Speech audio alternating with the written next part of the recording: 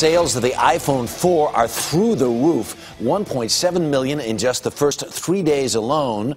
But since it came out, many customers have had problems with the new phone's reception. And now, after testing iPhone 4, Consumer Reports says it cannot recommend buying it. Paul Reynolds is Consumer Reports electronics editor. He is with us this morning.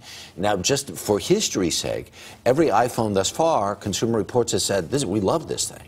Correct. Each generation of iPhone we have recommended, and this is a very fine phone in almost all respects. Right. It's really an improvement in many ways on previous generations. It does have this one performance glitch that we think Apple needs to fix, and before we will recommend it wholeheartedly. Give them the big okay. So here is the brand new iPhone. It's glorious, it's sleek, it looks as cool as anything possible. But if I'm holding it like a normal human being might be holding it, I don't know, can you see right there? There's a little bit of a gap there in the metal on the outside.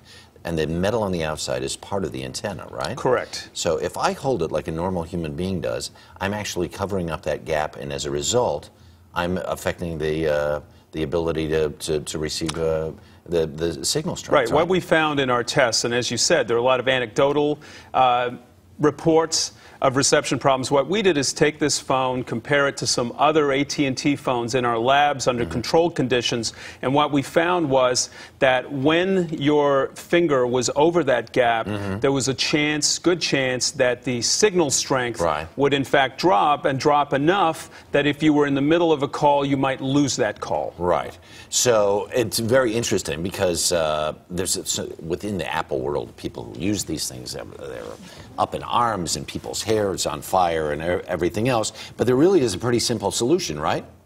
There's a simple solution. It's not an elegant one, but it's cheap and easy, and it is what we did. We looked at several kinds of tape, and we actually found that duct tape covering over that gap, either that way or around the edge, might be even a little more elegant, but that will actually remedy the problem.